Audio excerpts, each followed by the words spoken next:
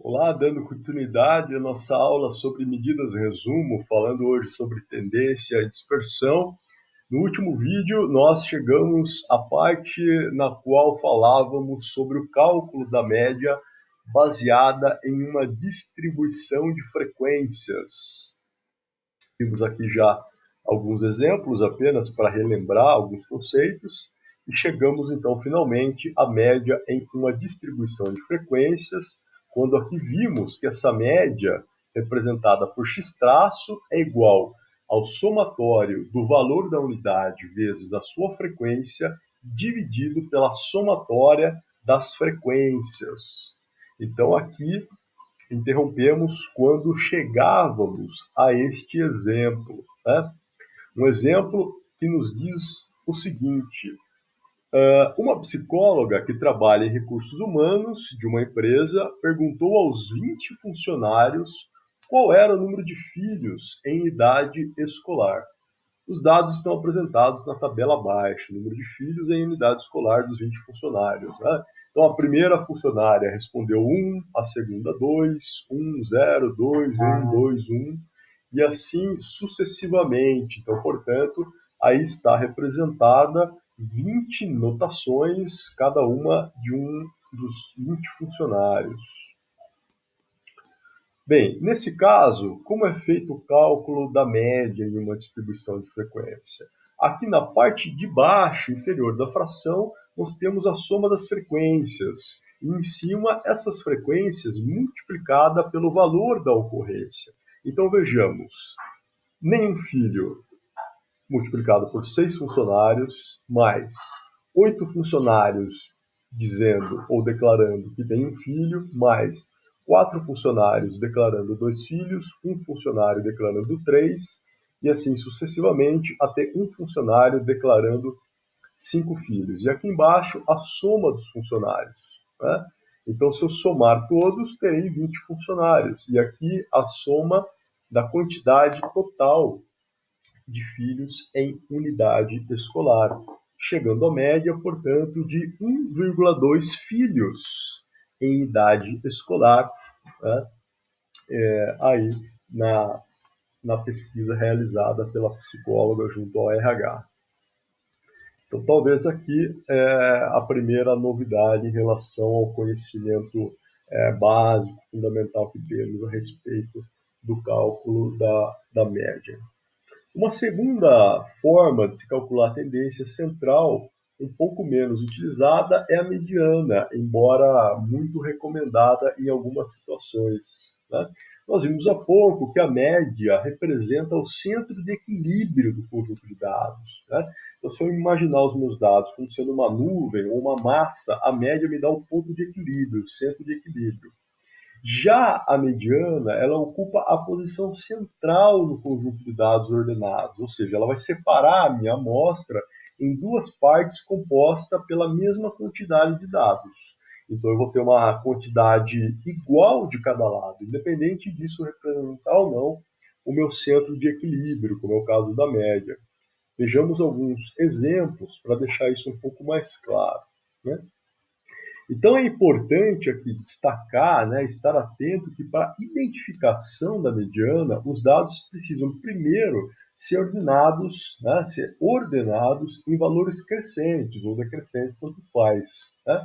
Em caso de quantidade par de dados, a mediana vai consistir na média entre os valores que ocupam a posição central, ou seja, eu somo os dois valores que ocupam a posição central e divido por 2. Né? Vejamos aqui este primeiro exemplo. Este primeiro exemplo ele faz referência aos dados da tabela 3.1, do exemplo 3.1, e nos diz o seguinte: né? Para obter a mediana do peso dos 5 bebês do exemplo 3.1, né, e aqui lembrando, né, os dados que tínhamos a respeito do peso desses bebês, chegando à média de 15,5, primeiro, é necessário colocar os dados em ordem crescente, como segue. Né? Então, os dados aqui eles não estão em ordem crescente, eles estão na ordem como foram observados. Então, veja, 3,5, seguido de 2,75 e depois 3,2, ele não segue nenhuma ordem, nem crescendo nem decrescendo. Então o primeiro passo aqui é colocar em ordem crescente. E como vimos, conceitualmente, a mediana está no centro destes dados ordenados. Então eu tenho aqui 5 dados, tendo 2 dados à direita e 2 à esquerda, eu tenho que 3,25 vai ser a minha mediana, como representado aqui. Veja só, 3,25 é a minha mediana. Eu tenho 2 dados para cá e 2 dados para lá. Veja que a mediana é 3,25 e a minha média, né? A minha média calculada, aqui eu tenho a soma, né? A média era um valor diferente desse. Daqui a pouco nós vamos relembrar o valor da média para fazer essa comparação, né? Então, o que nós temos aqui nessa figura é a distribuição dos pesos dos bebês em quilogramas sobre o eixo, né? E a respectiva mediana. Vejamos agora uma segunda situação em que nós temos um número par, né? Agora nós temos um número par, veja, 6 valores, né? 6 valores que, mais uma vez, não estão nem em ordem crescente e nem em ordem decrescente. Colocando primeiro eles em ordem crescente, eu vou identificar que os valores que ocupam a posição central agora passam a ser estes aqui, 3,25 e 3,5. Eu preciso primeiro somá-los e depois dividir por 2, chegando a 3,375 quilogramas, né? Faltou uma vírgula aqui.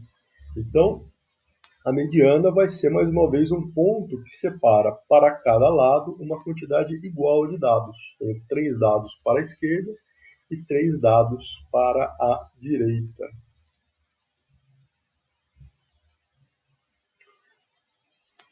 Vejamos aqui algumas considerações importantes, né? Muitas vezes a média não é uma boa representação quando você tem valores muito discrepantes, né, da posição central, né? Ela é uma medida mais conhecida e talvez até mais usada, mas como eu já disse, nem sempre é a melhor alternativa. Quando há valores muito distantes, muito afastados da média, a mediana pode ser uma opção mais indicada, né? Vejamos aqui um exemplo que isso deve ficar um pouco mais claro, né? Sendo os dados 42, 3, 9, 5, 7, 9, 1 e 9, para obter a média, nós precisamos simplesmente somar todos esses valores e dividir pela quantidade de valores, chegando a 85 por 8, que nos dá uma média de 10,625. Já para obter a mediana, eu precisaria primeiro ordenar estes dados, como representado aqui em ordem crescente, né? E depois, se tratando aqui de uma quantidade par de dados, eu identifico aqueles que ocupam a posição central, no caso, os valores 7 e 9, e aí faço a média entre eles, chegando a que a mediana desses dados corresponde a 8. Perceba que quando eu olho para os dados, né, a maioria deles está variando de 1 a 9. Portanto, o 8, né, pode ser uma medida que representa melhor esses dados do que o 10,62. E tudo isso em razão desse 42, que é um valor muito afastado do meu conjunto de dados. Ele está muito acima do limite máximo anterior a ele, que era o 9. Né? Portanto, esse seria um exemplo em que a mediana descreve melhor o conjunto de dados, porque o valor 42 é discrepante, né? Ele puxa a média muito para cima, enquanto que o valor discrepante não afeta a mediana nesse caso. Chegamos agora à terceira medida de tendência central, que é a moda, né? A moda, ela é, entre os valores, aquele que ocorre com a maior frequência, né? Então, eu tenho aqui já um exemplo, né, onde eu tenho dados, sendo eles 0, 0, 2, 5, 3, 7, 4, 7, 8, 7, 9, 6 e 7. Né? E aí eu tenho que a moda vai ser o valor com maior ocorrência.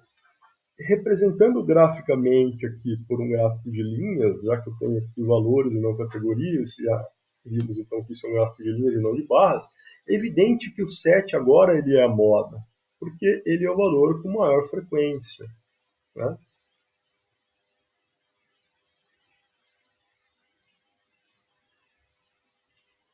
A moda, portanto, né, num conjunto de dados, vai ser aquele que mais se repete. Mas pode acontecer de você não ter moda, ter duas ou mais modas. Veja no primeiro exemplo. Os valores 0, 2, 4, 6, 8 e 10. Nenhum valor se repete, né? Portanto, nós não temos moda aqui. Já no segundo exemplo, nós temos os valores 2 e 4 repetindo duas vezes, portanto, ele é bimodal. Eu tenho duas modas neste segundo exemplo, nessa segunda linha de valores, né? Sendo essas modas representadas pelos valores 2 e 4. Assim como fizemos para a média, a moda também pode ser identificada em uma tabela de distribuição de frequências, né, de dados agrupados, nos casos em que eu tenho dados contínuos. Aí é uma situação um pouco mais elaborada, né? E aí eu tenho que buscar um intervalo de classe com maior ocorrência, que nesse caso vai ser chamado de classe modal. Vejamos aqui um exemplo, né? Um recorte de uma tabela onde eu tenho vários valores aqui. Olha, a quantidade em valores bastante expressivos, né? E eu tenho dados, nesse caso, que são contínuos. A distribuição da população brasileira no censo de 2010, segundo o sexo e o grupo de idade, é apresentada na tabela abaixo. Para homens, a classe modal com maior frequência está representada em negrito. É o grupo de 10 a 14 anos. Vemos aqui que a maior ocorrência está nesta classe modal de 10 a 14. Né? Já para o caso das mulheres, a maior frequência está na classe modal 25 a 29 anos. Né? Então, também, uma outra forma de se representar a moda não é através de um único valor, mas através de um intervalo de valores, como expresso neste exemplo.